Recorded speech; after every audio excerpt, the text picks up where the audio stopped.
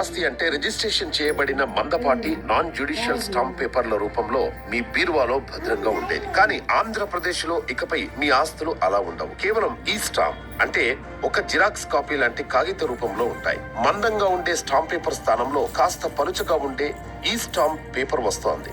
దీంతో నష్టం ఏంటంటారా?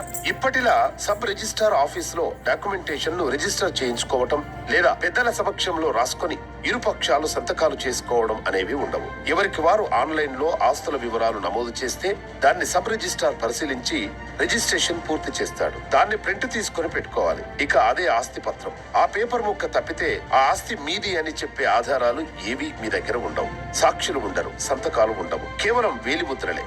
మీ వేలిముద్రలు, మీ ఆస్తి వివరాలన్నీ కూడా ఒక ప్రైవేట్ సంస్థ దగ్గర ఉంటాయి.